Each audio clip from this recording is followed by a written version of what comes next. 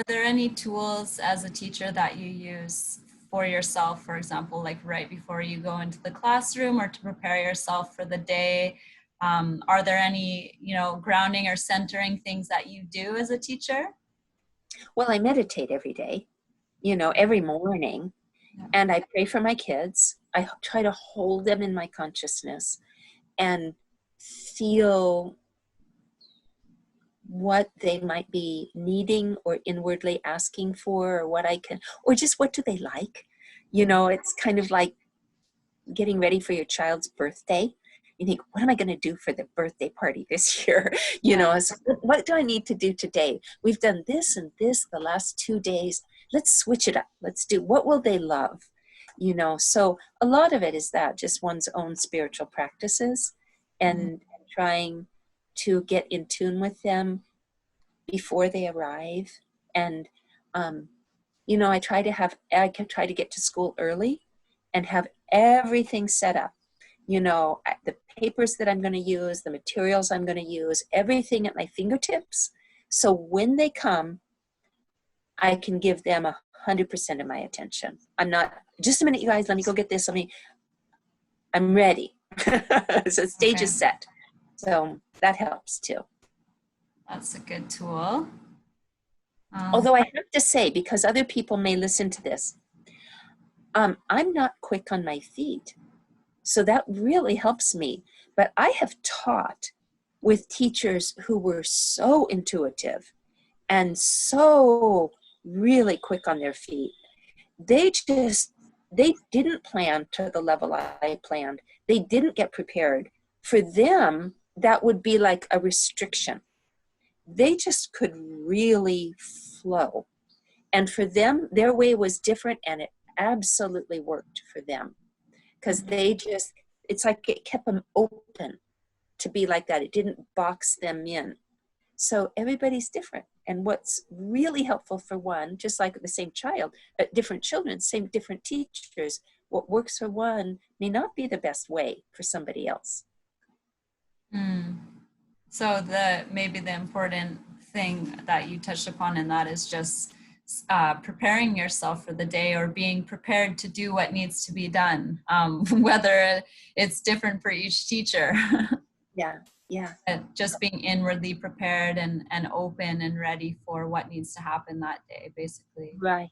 And your own openness, like you were saying, and it may look different with different ones, but that openness is important. I love that. You wrote a little booklet called Supporting Your Child's Inner Life. Could you talk a little bit about that? Well, I mean, it's really little. I was hoping this summer to be able to actually expand on it, because people have asked for a long time. But I'm not sure how far I'm going to get. Things keep coming up with this and with this. And, it's my goal. But this came up because we do so many different kinds of things for helping children experience their inner life. And so one summer, our principal just said, we'll pay you for 1 month, write anything you can. And so it's what I could get done in 1 month. And it's really looking for, how do we help children touch in to their inner life? When I first came, I didn't know anything about this side of life when I came to Ananda. And teachers would take their kids out in nature and that kind of thing. And so I thought, okay, that's a good thing. I'll take my kids out in nature. But I didn't know what to do. I was a city girl, and I had never spent hardly any time out in nature. And so it wasn't a spiritual activity for my kids, but it was for those teachers' kids. And over the years, I started looking, what makes something a spiritual activity for kids? And how do you know? And how can you sort of fine tune it so you can match the activities with the kids? And so, essentially I looked at, it seemed like every time that I could tell when something really touched somebody. One, I learned not to talk about it, because it takes it from their feeling nature into their heads and makes it this analytical thing. And that's not at all where they're at. But you can tell. You can see it in their face. If they happen to make comments unasked for, I loved that. Can we do it again? That's a pretty good sign that it really touched them. I didn't have to ask, because when I asked the kids, what was that like for you? They felt like they had to have some reaction, and sometimes they would lie. And I knew they weren't, they were trying to please me. And so I thought, nope, that's not good. I don't want to turn them into, that. So, but I found just watching, I could tell. And so things like that help them feel their own expanded self. Not, I'm a boy and I love skateboards and I am really fast, and not those outward things, but more like my inner self. This is what it feels like when I'm really peaceful. This is what it feels like when I'm calm. This is what I do inside, those kinds of things. Or when they expand their awareness to include realities outside of themselves, that's where nature comes in.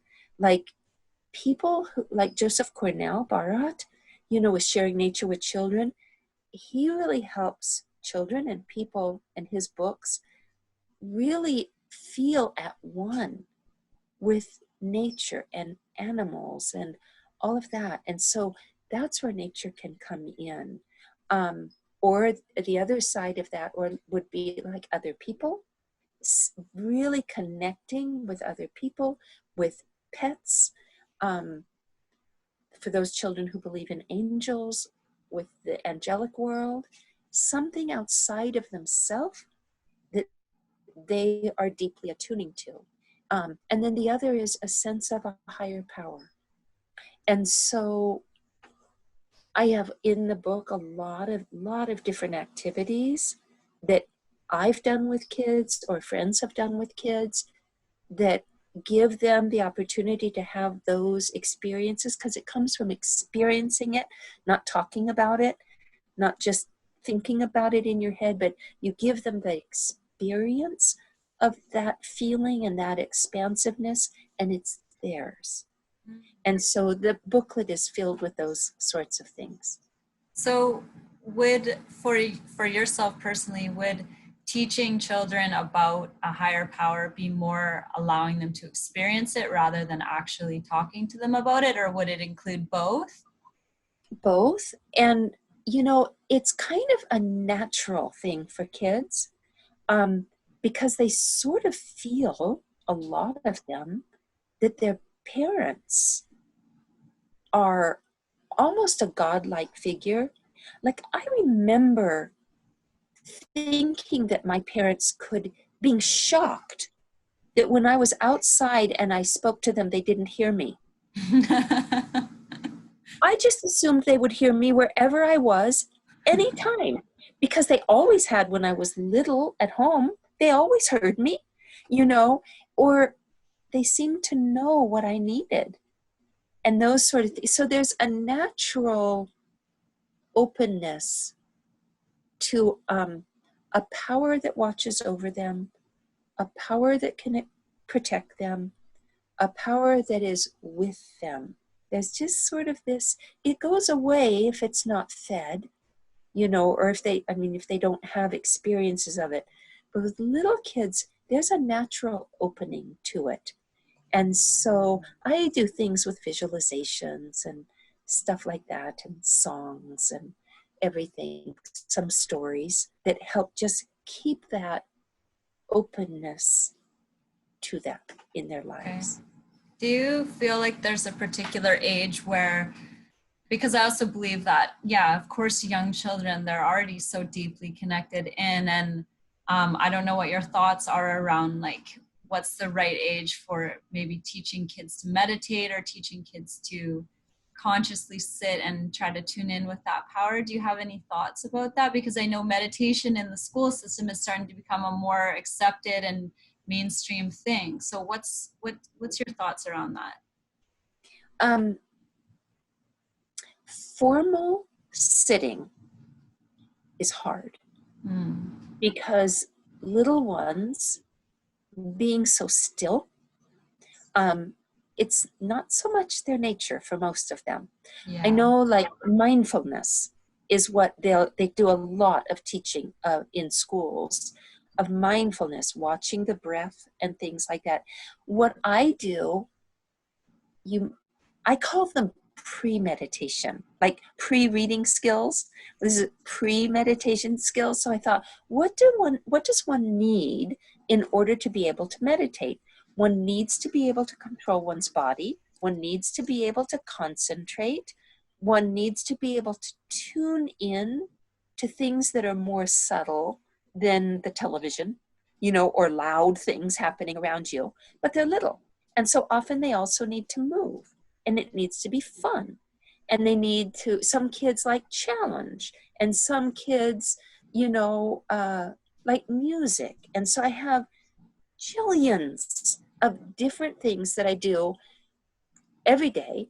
Like sometimes kids will like something. I'll say, can we do it tomorrow? And I say, well, I don't want it to get old. And in class, there's almost nothing I do that everybody loves. Some people like one thing, some people like something else. And so I switch it up all the time. And if somebody is, oh, I love that. And somebody says, you do? I don't like that. And I'll say, well, just go along with us, because tell me what you'd like to do. We'll do your thing tomorrow. And they know there's going to be a lot of, change. So all kinds of things. Like one of the things that a lot of my kids really liked this last year was I'd give them a little plastic drinking cup and turn it upside down and put a marble. They'd put a marble on it, and then they'd hold it in both hands and try to walk around the room without the marble falling off the cup. So they had to have a lot of physical self-control. They had to have a lot of concentration. They had to be aware with their peripheral vision of who was around them, because other kids were walking around the room, that kind of thing. That was really fun. Sometimes I would give them, I have two different levels. I have pasta, which is easy, and beans, which are hard.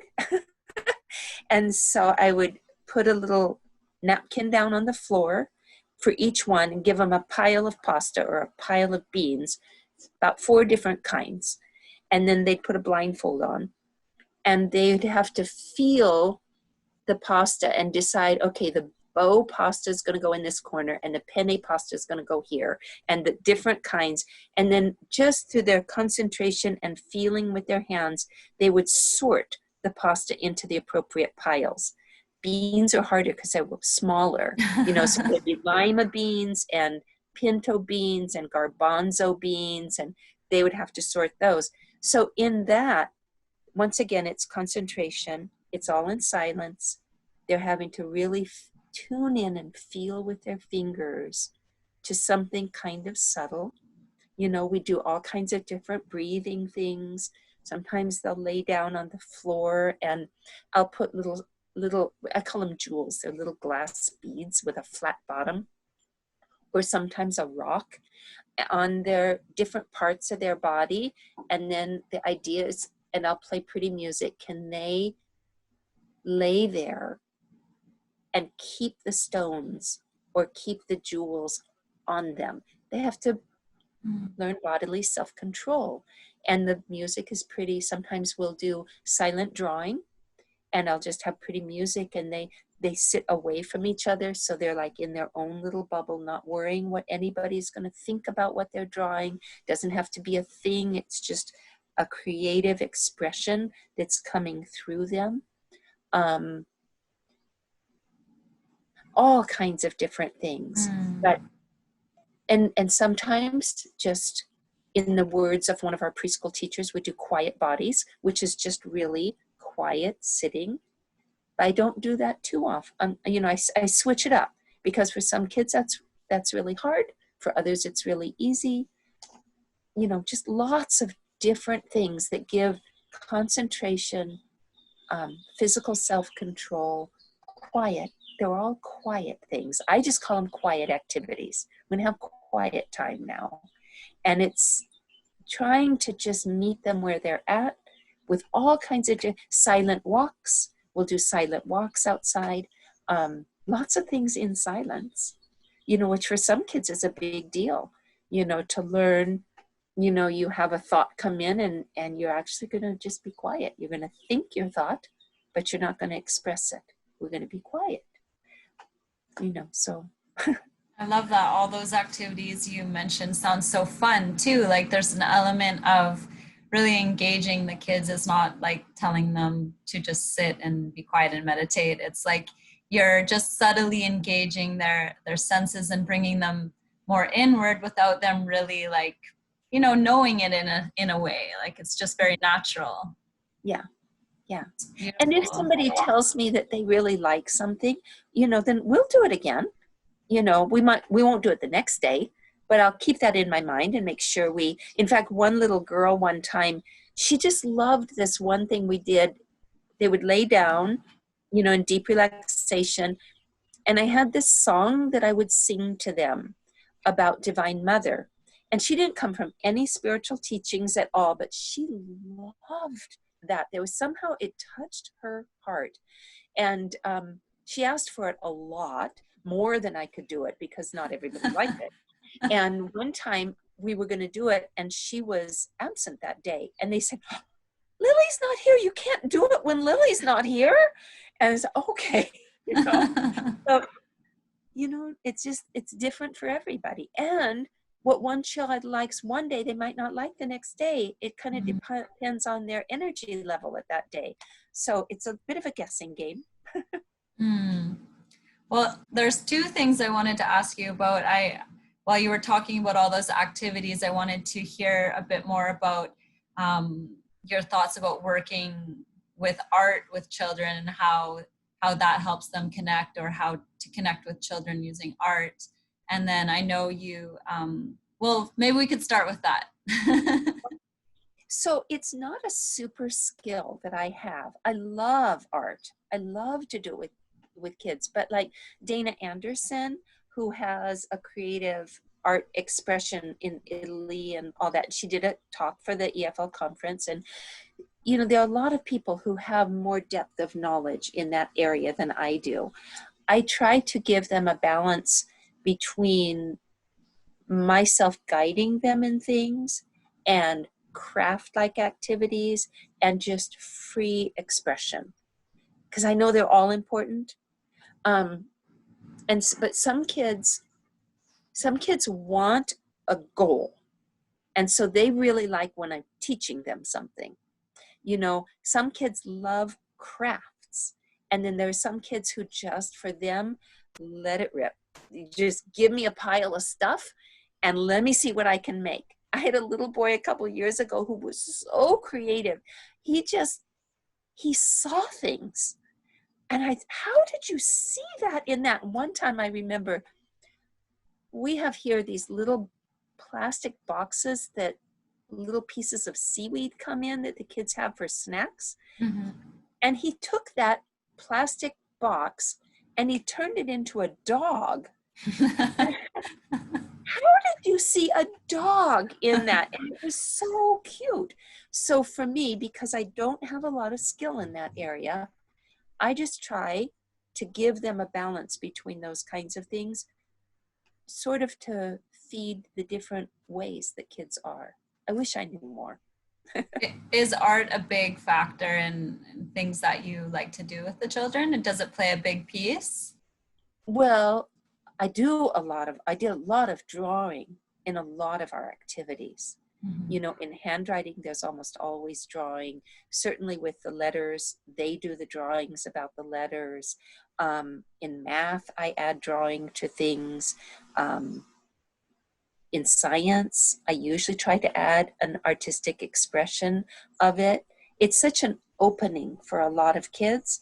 And we don't do a whole lot of writing in first grade or in kindergarten. And so drawing is a way to get their ideas down. You know, so we probably do art in some way every day. Okay. Different ways. Yeah. I'm just amazed how young even it starts with that inclination to want to do art. Like I have a 2-year-old I mentioned, and I mean, just this morning he saw me writing on my journal, and right away he asked me, he wants to draw. So he asked for his crayons and he just wanted to draw. And Yeah. I'm just amazed that already at 2 years old, you know, that's something he's asking to do every day almost. Mhm. Yeah, for a lot of kids. I mean, those kids who don't have develop fine motor coordination, for some of them, it can be a little frustrating Mm. because they have these ideas when they get, you know, in kindergarten or first grade, they have these ideas and they might have trouble getting them down. And so guiding them in more of a free-flowing way, you know. But yeah, I think for most kids, it's a very natural thing. I think that's where things like thick crayons, where it's really Yeah. easy for them to hold, really come in handy. Yeah, we have block crayons and thick crayons and all those kinds of things. Yeah. Mm.